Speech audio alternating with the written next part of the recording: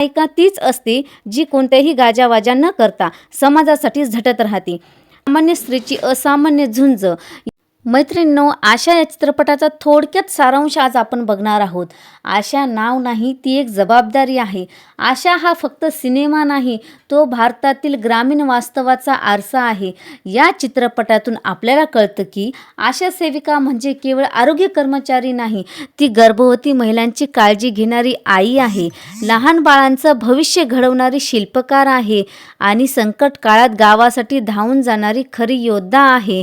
मैत्रिणींनो, नमस्कार. श्री स्वामी समर्थ सर्वांना. स्वामींच्या क्रमेने सर्वांना सुआरोग्य लाभो ही स्वामीचरणी प्रार्थना. आणि तुम्ही जर का आपल्या चॅनलला पहिल्यांदा व्हिजिट केली असेल तर नक्कीच आपल्या चॅनलला तुम्ही सबस्क्राईब करून घ्या. आणि हो, व्हिडिओ आवडला तर नक्कीच लाईक, शेअर आणि कमेंट करायला सुद्धा विसरू नका. चला तर व्हिडिओला सुरुवात करूया. रिंकू राजगुरू यांनी साकारलेली आशा अत्यल्प मानधनात काम करते, समाजाचा विरोध पत्करते, कुटुंब आणि कामाचा ताण सहन करूनही आपलं कर्तव्य प्रामाणिकपणे पार पाडते.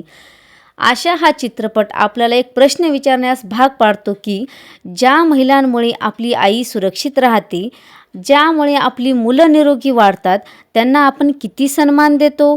आशा हा चित्रपट आपल्याला शिकवतो की खरी नायिका तीच असते जी कोणत्याही गाजावाजा न करता समाजासाठी झटत राहते.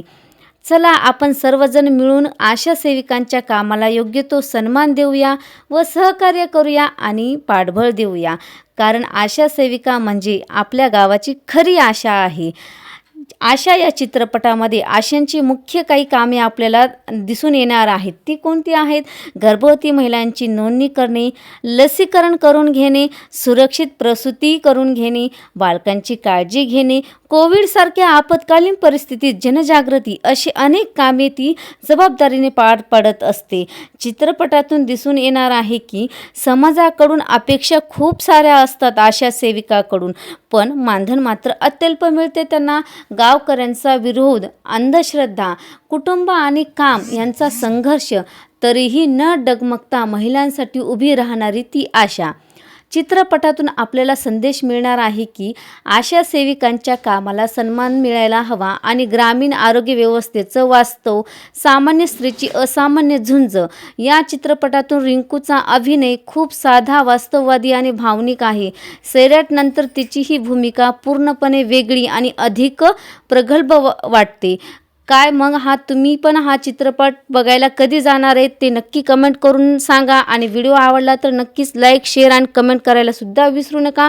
भेटूयात अशाच नवीन माहितीसोबत. तोपर्यंत श्री स्वामी समर्थ.